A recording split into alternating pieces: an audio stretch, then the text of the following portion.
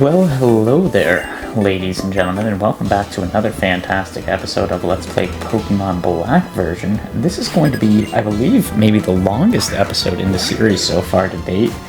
It is a lot of trainer battles with Team Plasma. There is a ton of stuff going on. It is a very exciting episode. We switch out a good chunk of our team members. And we accomplish a lot. So, hopefully you all are excited for this episode as much as I am excited to narrate it. 30 minutes is quite a bit in length for myself, and I have one more to get done tonight, so should be fun there. But here we go, we're battling this guy. I don't know what this guy is, but I mean, he doesn't look like a particularly useful team member. Maybe to replace Airhead on the team there, but you know, our grass-type monkey. But I think we have better team members that we could switch in and out. And I've gotten rid of the white background on all the photos there on the right, so we look at least somewhat more professional as we do these episodes, so that's good. You know, moving in the right direction there. Let's use Gust again. I like the early game birds, but I find like they're quickly outshined. You know what I mean? It's nothing against them, it's just like, you know, usually there's like a flying fire, or water, flying electric, like something along those lines, or just something that stands out more. And I think that might be the case here. Like, I think our flying type's gonna stay on the team for a while, but I think I'm gonna keep him around until we get like a good, maybe like a dragon type or something like that. I don't know. That's a lot of things are subject to change in these Let's Play series. I'm just trying to think of like suitable replacements, just because like he doesn't seem overly strong right now, and I mean his level is still fairly low, but it seems like high enough that he should have at least one good move, and Gush just isn't cutting it, in my opinion. You know? Oh, he's getting the leech life.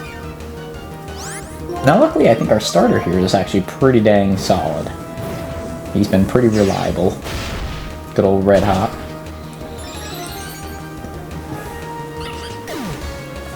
So that's been at least on the up and up there. And Red Hot leveled up to level 17. Good job. Dove leveled up as well. Dove is going to learn Air Cutter, so as soon as I said that, see? The game knew.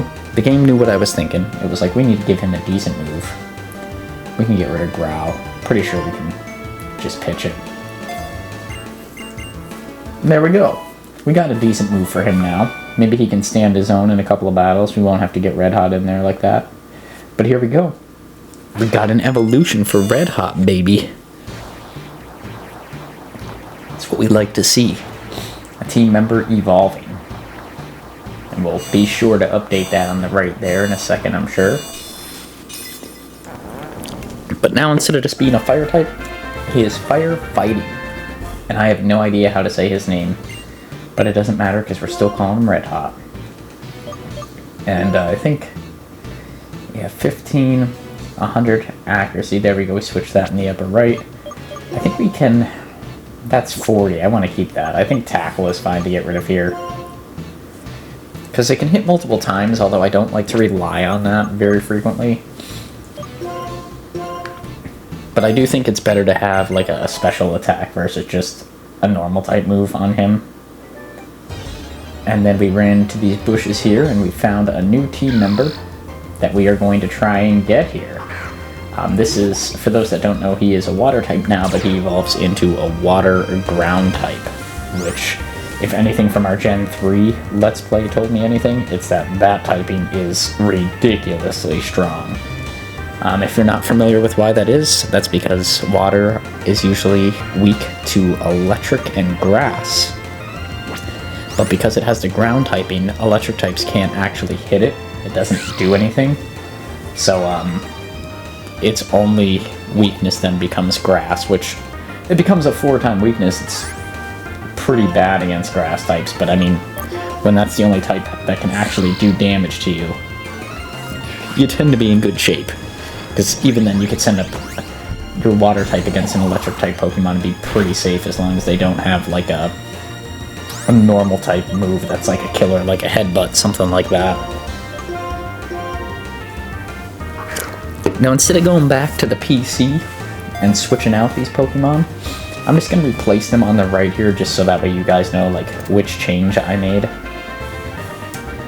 But yeah, moving forward, let's see who I swapped him out for, and we're going to name him Sweet Tart.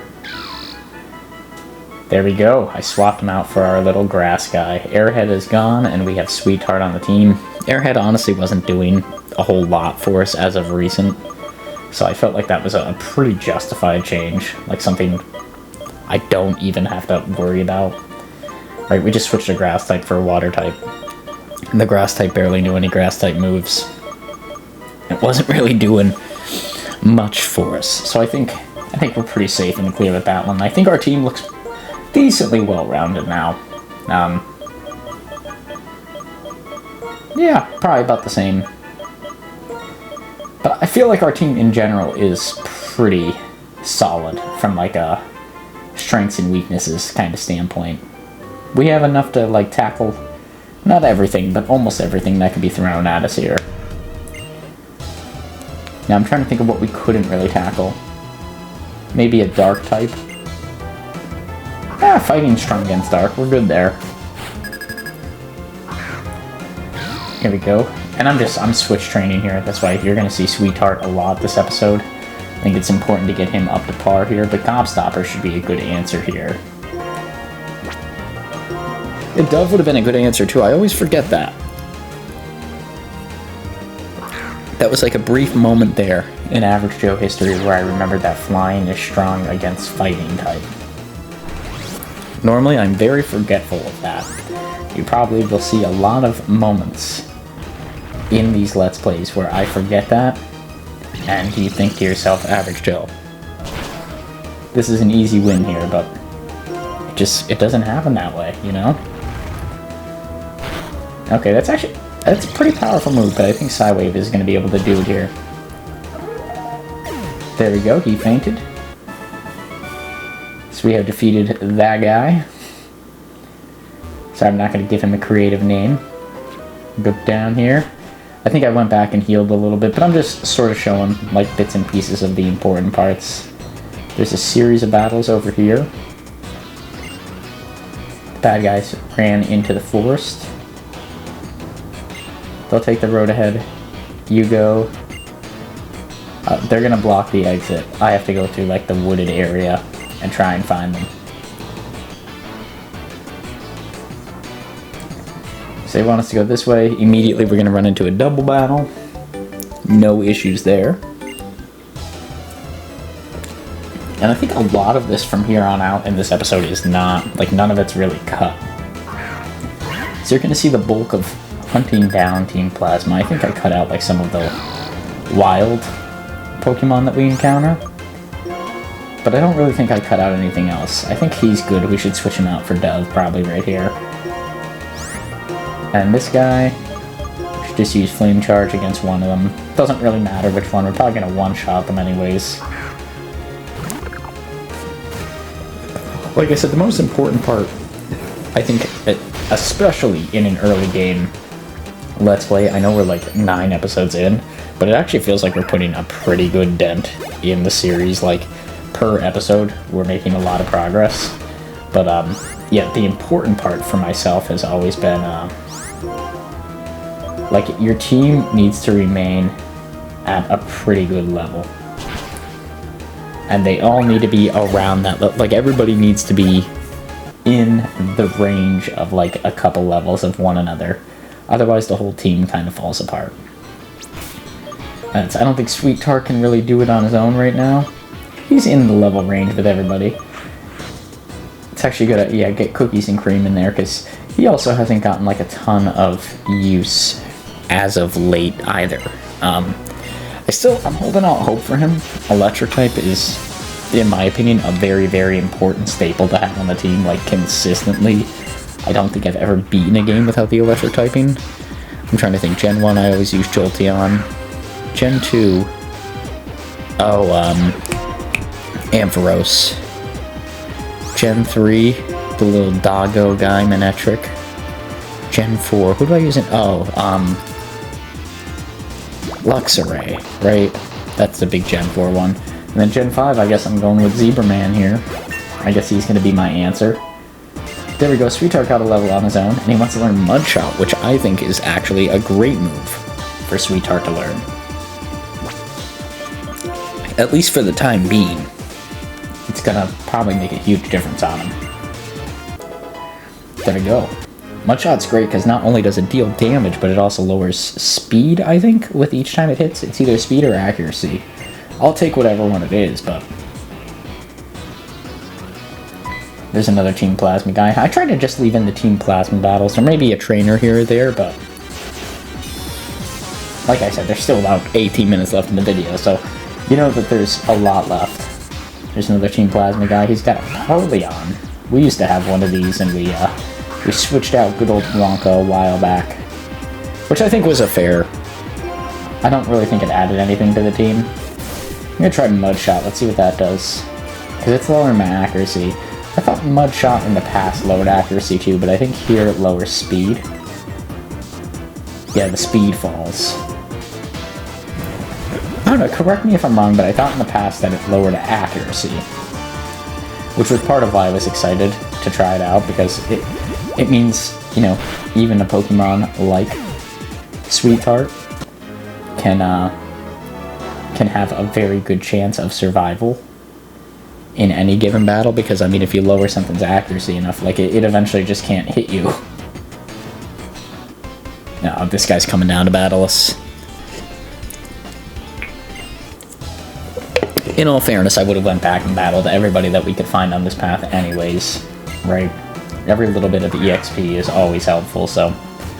He's got a well-dignified doggo there. The dog looks like a scholar, you know? I'm sure for the early game it's great, but... As of right now... A takedown, that's probably going to do a ton of damage, yeah. And takedown is a very startling move. I can see, like, if you were doing a Nuzlocke, I think so far, based on what I've seen, like, takedown would be the scariest move to come across. I think this is a bad switch. Because I think our Cookies and Cream is a little frail. I think he's not going to be able to take a takedown very well. I think, especially right there at that health, I think he's about to die. If I was a betting man, I would say Cookies and Cream dies. Yep. There he goes. Sorry, Cookies and Cream. I was trying to get you a little bit of EXP, buddy, but you couldn't keep up with it. M&M honestly might not be a bad switch in here. And I'm trying to get, like, people other than our starter, because our starter's the obvious choice. I'm trying to get everybody else experience, but I'm losing my whole team here in a fight like this. Now, he just got damaged by recoil. I almost wish he went down there. How about you? Do you have anything that can outspeed him? Hopefully Sweetheart doesn't die here too, because my plan here is just... Sweetheart can get some... Oh, crap. I don't even know what that move did.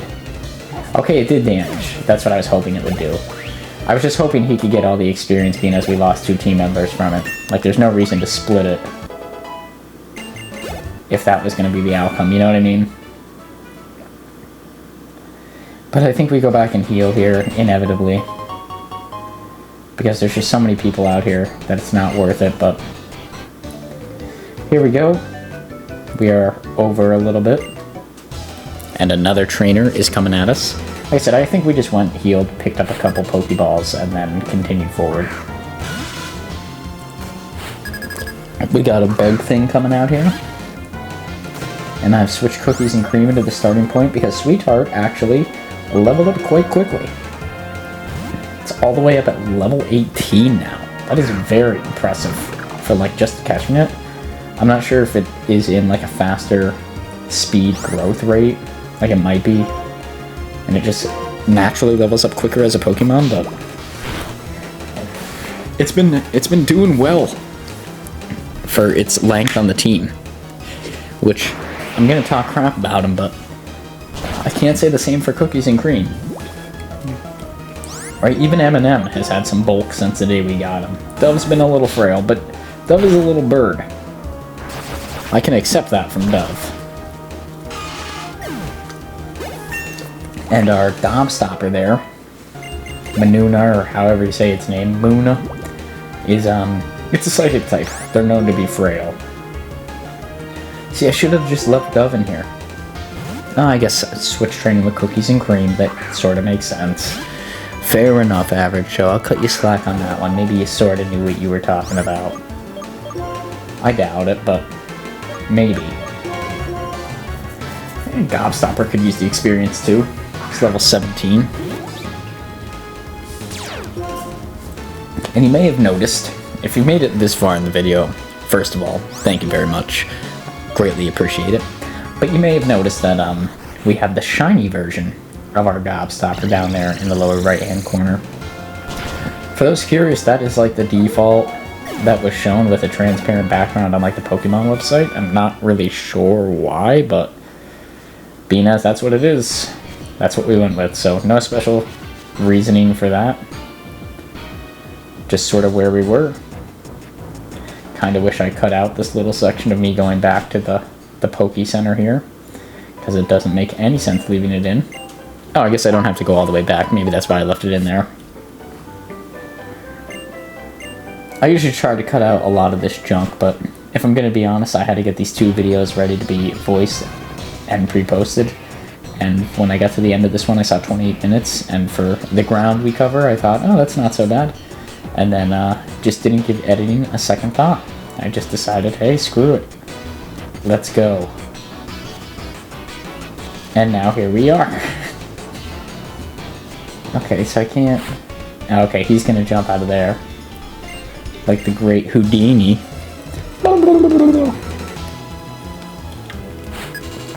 Let's see. What does he got? Oh, he's got the little grass guy. Panisage.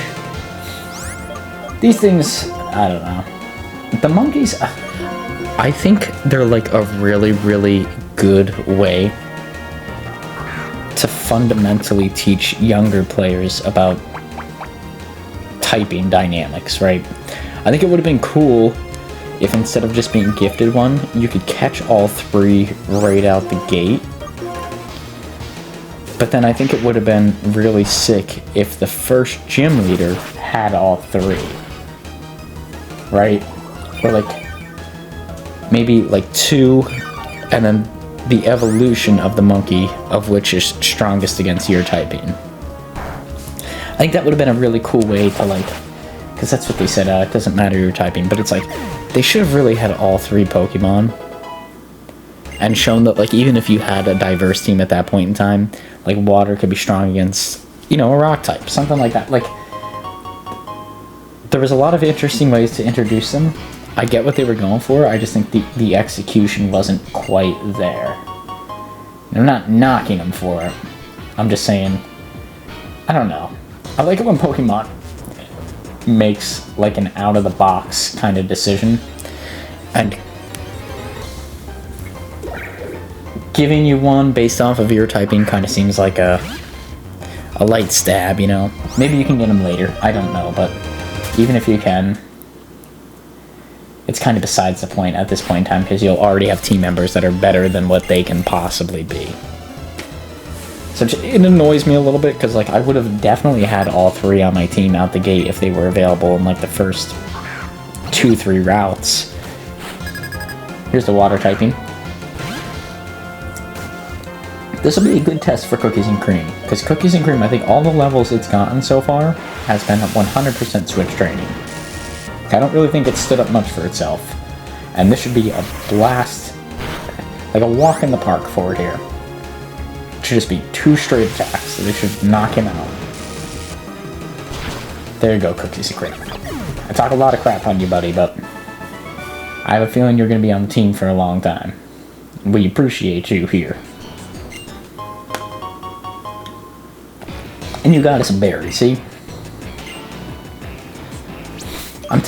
If somebody could leave in the comments below, too. I'm trying my best not to use berries, because in other games they are used Cough, cough. I'm looking at you, Gen 3. They are used for, like, whole-ass evolutions and things like that. Where, like, you're required to have so many. So, like, I'm trying not to use them. If somebody in the comments could let me know if there's, like, any Pokeblock system or anything like that I have to do with berries to catch, like, a really cool and unique Pokemon, please let me know, because otherwise I'm going to start utilizing them, like, when it makes sense. But, like, right now I'm deathly afraid to use them. Because I don't want to use them and then, like, have some need to hoard them come up in the future and be like, oh crap, I wish I did that.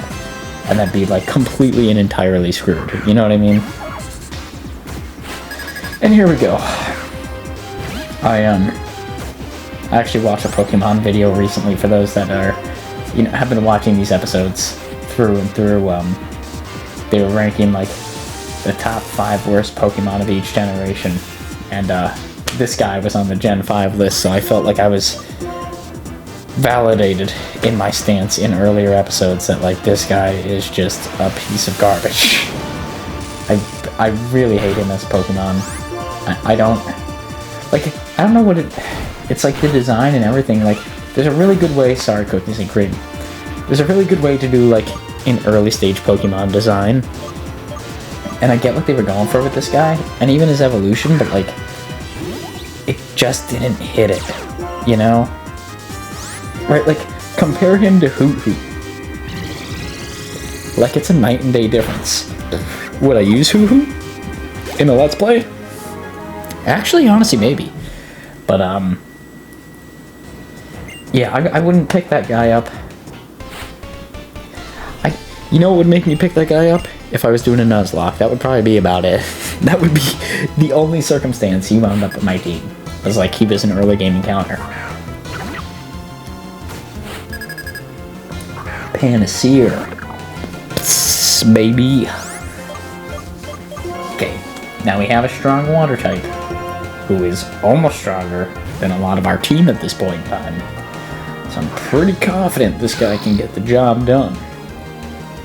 Let's get him out there. Incinerate should do nothing to you, little buddy. This is sort of how I test special defenses and things like that, so he looks good from that angle. I'm not worried about that. Let's get a Bubble Beam out there. How's your strength look? Pretty good. For a first stage Pokemon, who I know has 3 stages for a fact, you're in good shape, my buddy.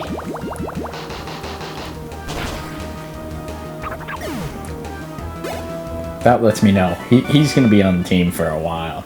I think he's an endgame kind of member.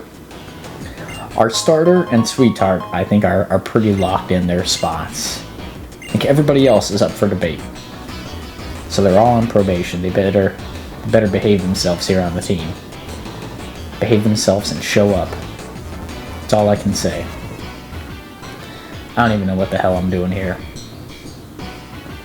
Okay, I need to go through that log too, I guess. I probably never went back and got that Pokeball. It's a good reminder for myself to go back and get the Pokeball, because I have to go back in a later episode and do some stuff. But that's a hint at maybe another team member. For those that are familiar with this area, maybe you'll know what I'm talking about. But here we go. We got Rat Pack out here. Pat Rat. He is, man, like I said, it's really hard to get excited about that guy. Look at him. Look at him. How are you gonna get excited about that dude? You tell me that dude, he's looking at you, you're like, oh man, look at this guy. Or are you more like, what the fuck? Why? Why are you here?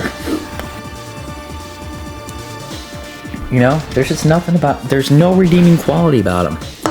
Man, this video's really turned into like a hate video against this guy. I'm sorry, I dislike him. Does anybody out there like him? Let me start with that. Right? It's good to get some opposition in your train of thought. If you like him, please state that you like him in the comments below and let me know why. And then maybe we can have a civil argument where I tell you that your opinions are wrong. And go into the detail about why I hate him.